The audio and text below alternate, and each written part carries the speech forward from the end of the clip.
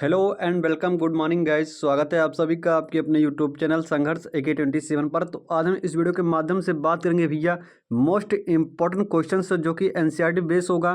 तो आइए अपनी वीडियो को ही शुरुआत करते हैं। रेडियो सक्रियता की माप किसके द्वारा की जाती है? Geiger counter. गेगर काउंटर के द्वारा भैया रेडियो सक्रियता की माप की जाती है। सबसे अधिक दहनशील गैस कौन सी होती है? हाइड्रोजन। सबसे अधिक दहनशील गैस कौन सी होती है? हाइड्रोजन होती है।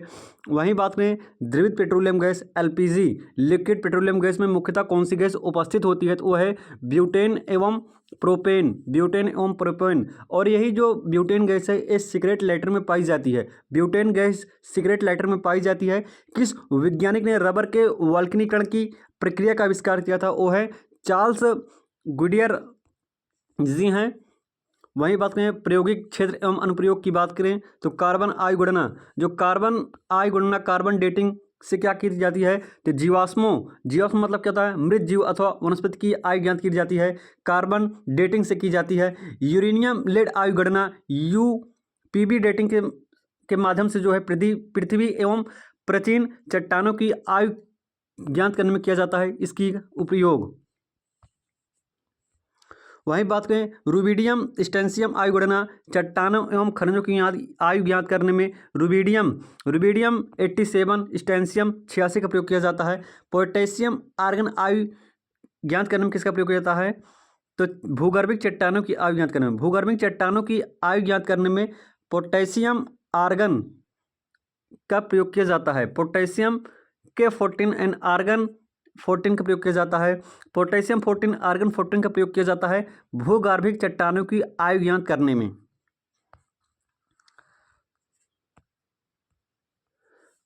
आर्सेनिक 74 का प्रयोग किया जाता है ट्यूमर की जांच करने में। आर्सेनिक 74 की मदद से हम ट्यूमर की जांच करते हैं। वहीं बात करें आयोडीन 131 के माध्यम से हम जो है थायराइड ग्रंथ की सक्रियता की जांच करते हैं आयोडीन 131 के माध्यम से। बात करें फ्लोरीन 59 की सहायता से हम जो है अल्प रक्तता क्षय रोग TB की जांच करते हैं ट्रेसर के रूप में। वहीं बात करें टेक्टिनियम 99 के माध्यम से अंगों की संरचना के अध्ययन में जांच करते हैं। रक्त प्रवाह का वेग मापने में सोडियम का प्रयोग किया जाता है। प्रयोग किया जाता है। कोबाल्ट 60 और सीजियम 137 का प्रयोग जो है कैंसर के उपचार में ट्यूमर को नष्ट करने में प्रयोग किया जाता है। कोबाल्ट 60 का प्रयोग किया जाता है, यह ट्यूमर को नष्ट करने में प्रयोग किया जाता है। फास्फोरस 32 का प्रयोग किया जाता है अस्थि रोगों के उपचार में प्रयोग किया जाता है फास्फोरस 32। बात करें गामा किरणों की तो गामा किरण का प्रयोग होता है अनाज, सब्जी, मछली आदि को लंबे समय तक सुरक्षित करने में गामा किरण का यूज होता है। भैया गामा किरण का यूज कहाँ पे होता है? गामा किरण का यूज होता है अनाज, सब्जी, मछली आदि को लंबे समय तक संरक्षित करने के लिए गामा किरण का यूज होता है। वही बात करें कार्बन 14 का प्रयोग किया जाता है पौधों में उर्वरकों के प्रभाव की जांच करने में। कार्बन 14 का प्रयोग किया जाता है। फास्फोरस 32 का प्रयोग किया जाता है प्रकाश संश्लेषण की प्रक्रिया के अध्ययन में फास्फोरस 32 का प्रयोग किया जाता है। ओमरिकियम 241 का प्रयोग किया जाता है तेल के कुओं की अवस्थिति ज्ञात करने में धातु की चादरों की समान मोटाई की जांच करने में ओमरिकियम 241 का प्रयोग किया जाता है। सोडियम 24 का प्रयोग किया जाता है तेल के कुओं के अध्ययन एवं पाइप लाइनों में रिसाव का पता लगाने के लिए किया जाता है। सोडियम 24 का प्रयोग किया जाता है। बात करें यूरेनियम 235 का प्रयोग किया जाता है नाभिकीय ऊर्जा संयंत्र तथा जलयानों की प्रणोदक प्रणाली के ईंधन के रूप में यूरेनियम 235 का प्रयोग किया जाता है। कैलिफोर्नियम 252 का प्रयोग किया जाता है मृदा में नमी की मात्रा ज्ञात करने में। यदि आपको पता लगाना है मृदा में नमी है कि नहीं है, सड़क एवं भवनों के निर्माण में कैलिफोर्नियम 252 का प्रयोग किया जाता है। कैलिफोर्नियम 252 का प्रयोग किया जाता है मृदा में नमी की मात्रा ज्ञात करने में। नाभिकीय ईंधन न्यूक्लियर फ्यूल किसे कहते हैं? थोरियम को। नाभिकीय ईंधन किसे कहते हैं? थोरियम कहते हैं। निर्जल क्रिस्टल का रासायनिक सूत्र क्या होता है? NH4 का होल टाइज टू SO4। निर्जर क्लिष्टक रासायनिक सूत्र क्या होता है? NH4 का whole ties two into SO4। NH2 और H2 द्वारा अमोनिया बनाने की हैबर विधि में किस उत्प्रेरक का प्रयोग किया जाता है? तो वो उत्प्रेरक का नाम है भैया लोहा। सामान्य गैस समीकरण क्या होता है? पीवी बराबर NRT। पीवी बराबर NRT क्या होता है? सामान्य गैस का समीकरण होता है पीवी बराबर NRT। सोडा वाटर बनाने के लिए किस गैस का प्रयोग किया जाता है? Carbon dioxide. Carbon dioxide, carbon dioxide को जो है हम शुष्क बर्फ भी कहते हैं। शुष्क बर्फ के नाम से किया जाता है तो कार्बन डाइऑक्साइड को जाना जाता है। और सोडा वाटर बनाने के लिए जो गैस है उस गैस का नाम है कार्बन डाइऑक्साइड। स्टार्च किसका उदाहरण होता है भैया? पॉलीमर।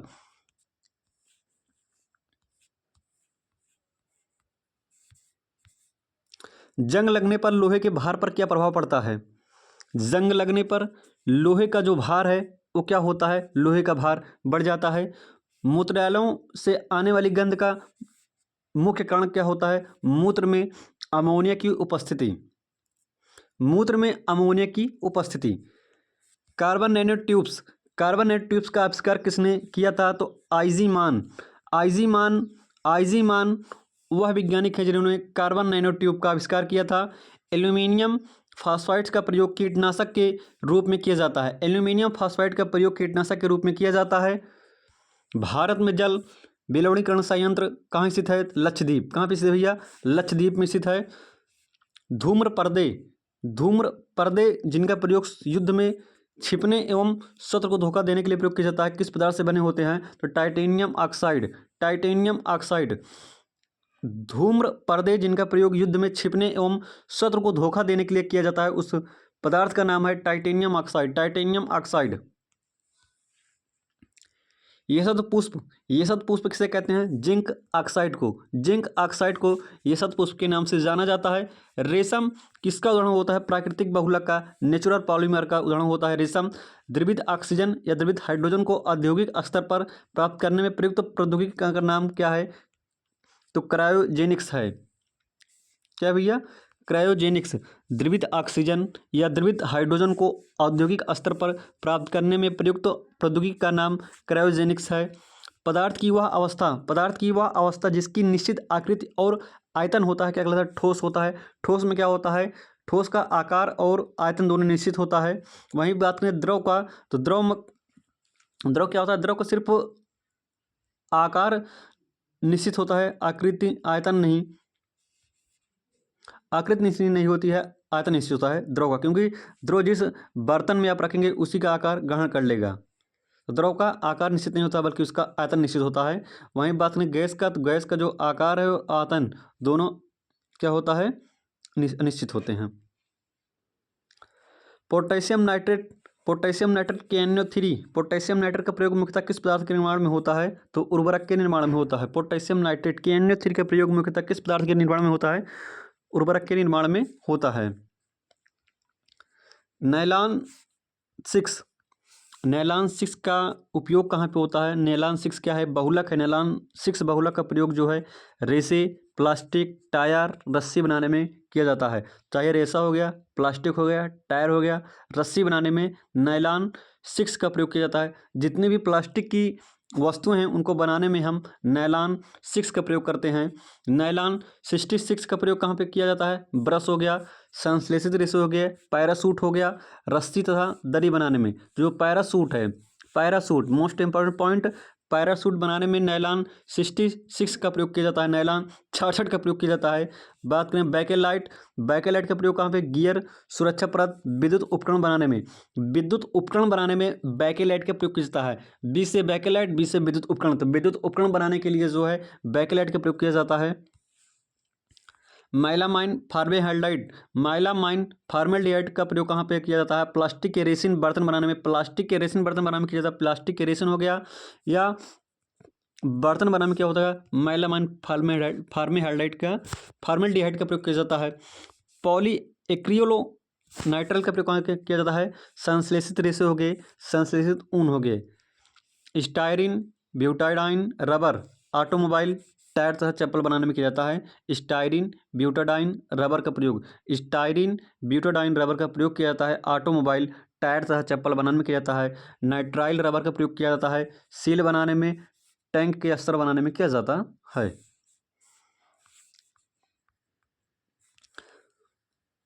बात करें पॉलीइथाइल एक्रिलेट। पॉलीइथाइल एक्रिलेट का प्रयोग किया जाता है फिल्म बनाने में, घर के पाइप तथा कपड़े बनाने में किया जाता है। टेरिलीन, टेरिलीन का प्रयोग किया जाता है रेसे हो गए, बेल्ट हो गए, तार हो गए तथा टेंट बनाने में। रेसे, बेल्ट, तार तथा टेंट बनाने में किया जाता है टेरिलीन का प्रयोग किया जाता है। ग्लिटल, ग्लिटल का प्रयोग किया जाता है प्लास्टिक तथा पेंट बनाने में। पॉलीथीन, विद्युत रोधक पैकिंग घरों तथा प्रयोगशाला में किया जाता है पॉलीथीन का प्रयोग। पॉलीस्टायरीन का प्रयोग किया जाता है विद्युत रोधक पैकिंग पदार्थ, खिलौने तथा घरेलू वस्तु बनाने में पॉलीस्टायरीन का प्रयोग किया जाता है। Polyvinyl chloride, polyvinyl chloride, polyvinyl chloride PVC, polyvinyl chloride PVC, PVC का प्रयोग किया जाता है रेनकोट, बैग, विनाइल फर्श, चमड़े के कपड़े में किया जाता है पीवीसी का। टेफ्लॉन, टेफ्लॉन का प्रयोग किया जाता है विद्युत रोधक खाने के बर्तनों के लेपन में। खाने के बर्तनों के लेपन में किया जाता है टेफ्लॉन का प्रयोग। पीवीसी पॉलीविनाइल क्लोराइड का प्रयोग किया जाता है रेनकोट बनाने में। रेनकोट, जो आप बरसात में रेनकोट पहनते हैं, जो आप बरसात में रेनकोट पहनते हैं उसमें कौन सा बहुलक प्रयोग किया जाता है? तो उस बहुलक का नाम है भैया पॉलीविनाइल क्लोराइड पीवीसी। इतना बात आई समझ में। बायोडीजल के निर्माण में, बायोडीजल के निर्माण में जेट्रोफा, सरसों, जोजोबा, अलसी आदि का प्रयोग किया जाता है। किस ईंधन का ऊष्मीयमान सर्वाधिक होता है? वो है हाइड्रोजन। किस ईंधन का ऊष्मीयमान सर्वाधिक होता है? वो है हाइड्रोजन। सड़कों पर प्रकाश के लिए, सड़कों पर प्रकाश के लिए sodium wasp lamp, sodium wasp lamp का प्रयोग इसलिए किया जाता है क्योंकि इनका प्रकाश एकवर्णी होता है और पानी की बूंदों से गुजरने पर विभक्त नहीं होता है। फोटोग्राफी, फोटोग्राफी में किस रासायनिक यौगिक का प्रयोग किया जाता है? तो वो है सिल्वर ब्रोमाइड AgBr। AgBr का प्रयोग जो है फोटोग्राफी में किया जाता है। यूरिया में नाइट्रोजन लगभग कितना % होता है? 47% होता है। तंबाकू में कौन सा विषाक्त पदार्थ पाया जाता है? तो वो है निकोटीन।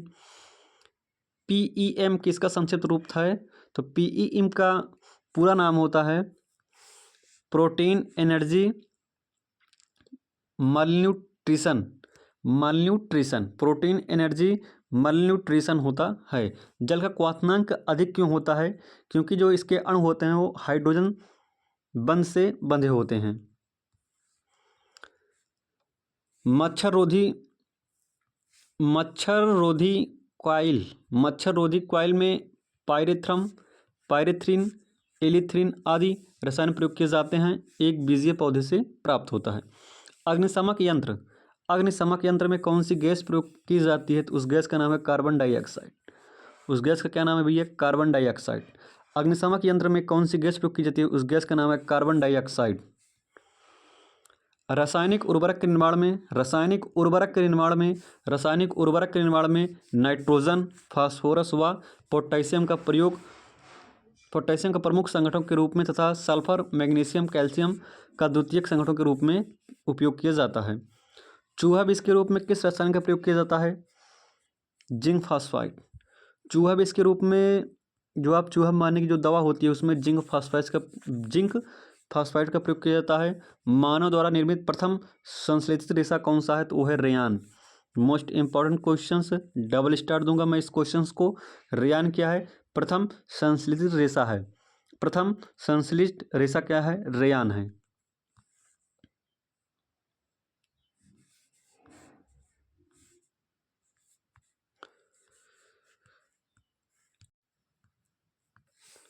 सीमेंट मुख्यतः किसका मिश्रण होता है? तो कैल्शियम के सिलिकेटों, कैल्शियम के सिलिकेटों और एल्यूमिनेटों का मिश्रण होता है सीमेंट। यूरिया उर्वरक के उत्पादन के लिए कार्बन डाइऑक्साइड का प्रयोग किया जाता है। यूरिया उर्वरक के उत्पादन के लिए, यूरिया उर्वरक के उत्पादन के लिए कार्बन डाइऑक्साइड का प्रयोग किया जाता है। अमोनियम सल्फेट क्या है? तो अमोनियम सल्फेट एक मिश्रित उर्वरक होता है। पसीना रोधी उत्पादों में, पसीना रोधी उत्पादों में सामान्यतः कौन सा रसायन उपस्थित होता है? तो एल्यूमिनियम यौगिक उपस्थित होता है। एल्यूमिनियम यौगिक उपस्थित होता है।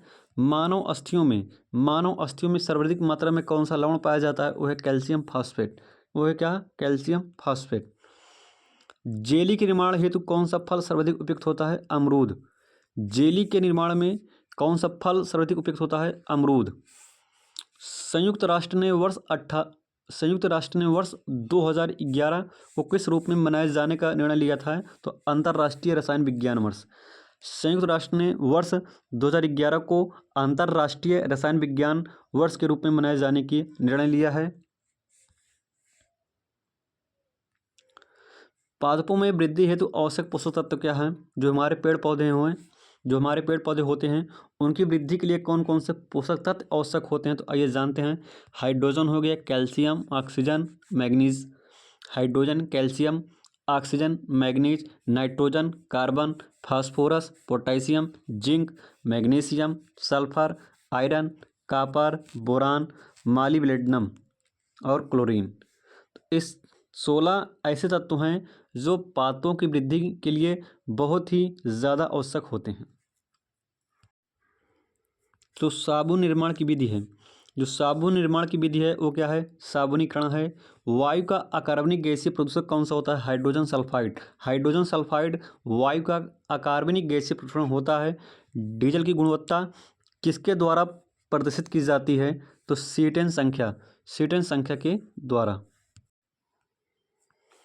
बात करें पॉलीथीन का प्रयोग किया जाता है। पाइप, कुर्सी, मेज, थैले, बोतल, खिलौनों आदि के निर्माण में पॉलीथीन का प्रयोग किया जाता है। पॉलीविनाइल क्लोराइड, पीवीसी की बात करें तो पीवीसी जल आपूर्ति के पाइप बनाने में, बैग हो गया, खिलौना हो गया, रक्त रखने वाले बैग में आदि के निर्माण में किया जाता है। पॉलीविनाइल क्लोराइड का प्रयोग किया जाता है। बात करें पॉलीस्टाइरीन का प्रयोग किया जाता है खाना रखने वाले कंटेनर में, खाने की प्लेटों, सीडी केस, रेडियो एवं टीवी कैबिनेट आदि के निर्माण में किया जाता है। पॉलीस्टाइरीन का प्रयोग किया जाता है। ल्यूसाइट, बात करें ल्यूसाइट की, तो ल्यूसाइट का प्रयोग कहाँ किया जाता है? कांच के स्थान पर प्रयोग कॉन्टैक्ट लेंस के निर्माण में किया जाता है। ल्यूसाइट का प्रयोग किया जाता है।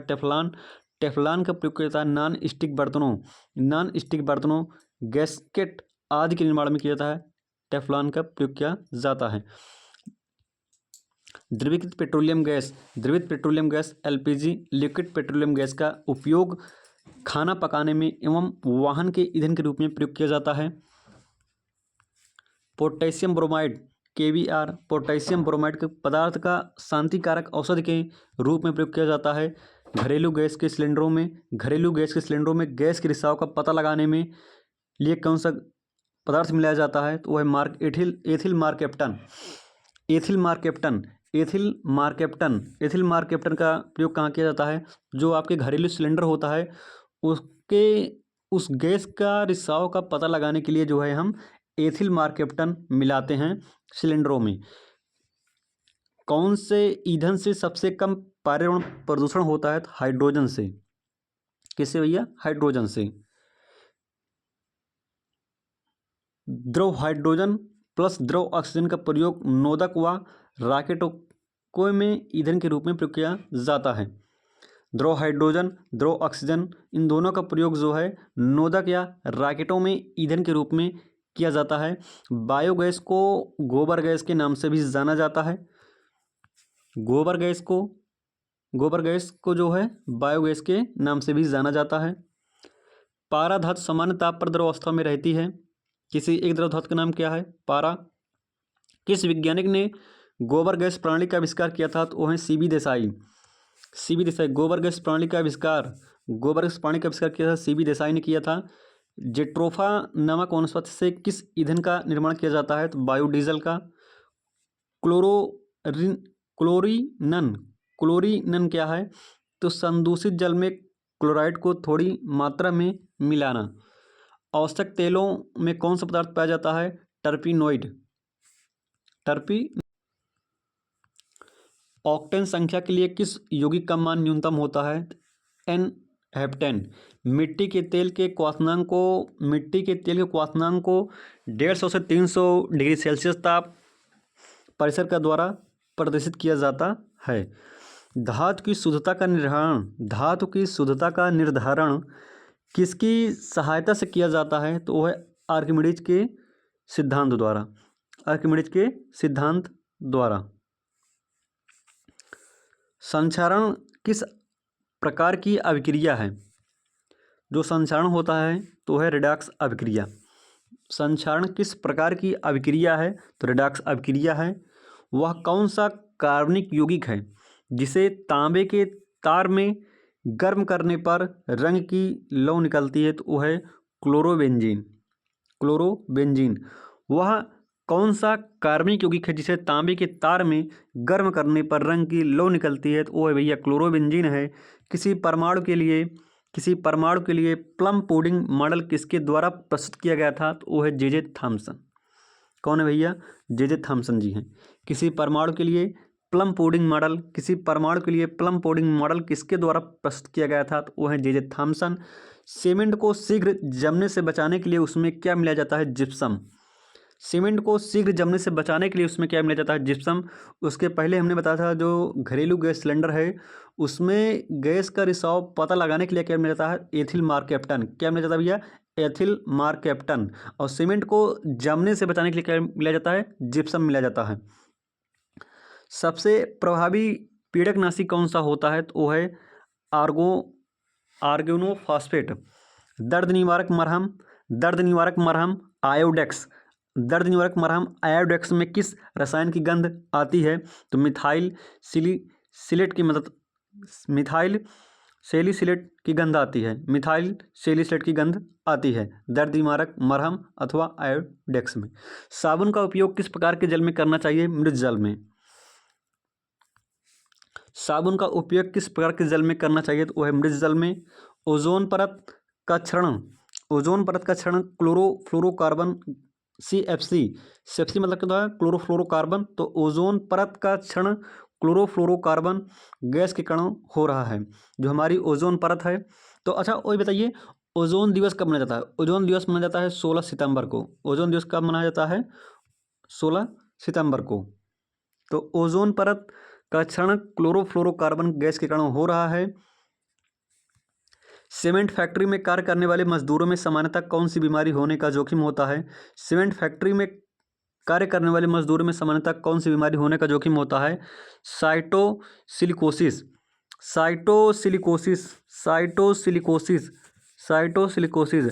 आपका घर किससे बना है? आपका घर बना है सीमेंट से। अगर आप सीमेंट में काम करते हैं तो आपको कौन सी बीमारी हो जाएगी? साइटोसिलिकोसिस। सीमेंट फैक्ट्री में कार्य करने वाले मजदूरों में सामान्यतः कौन सी बीमारी पाई जाती है? उस बीमारी का नाम है साइटोसिलिकोसिस।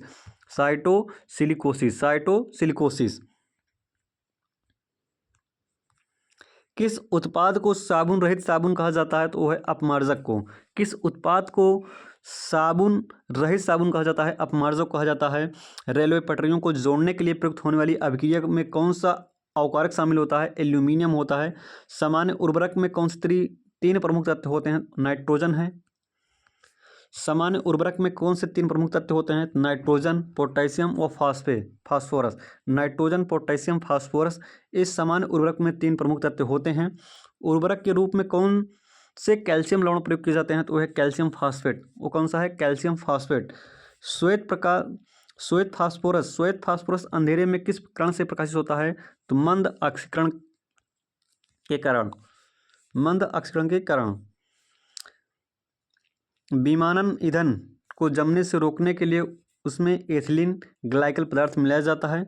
उसके पहले हमने बताया था सीमेंट फैक्ट्री में जो काम करते हैं मजदूर, उनमें कौन सी बीमारी होने की संभावना रहती है? तो वो है साइटोसिलिकोसिस। साबुन का उपयोग किस प्रकार के जल में करना चाहिए? मृत जल में करना चाहिए। दर्द निवारक मरहम आयोडेक्स में किस रसायन की गंध आती है? तो वो है मिथाइल सैलिसिलेट है। सबसे प्रभावी पीड़कनाशी कौन सा होता है? आर्गोनोफॉस्फेट होता है। सीमेंट को शीघ्र जमने से बचाने के लिए उसमें क्या मिला जाता है? जिप्सम। इंपॉर्टेंट क्वेश्चन है जिप्सम, कि सीमेंट को शीघ्र जमने से बचाने के लिए उसमें क्या मिला जाता है? जिप्सम मिलाया जाता है। तो आई होप मेरे गाइस ये वीडियो आप सभी को पसंद आई होगी। तो ज़्यादा से ज़्यादा वीडियो को लाइक करिए, चैनल को सब्सक्राइब करिए। जय हिंद, जय भारत, वंदे मातरम।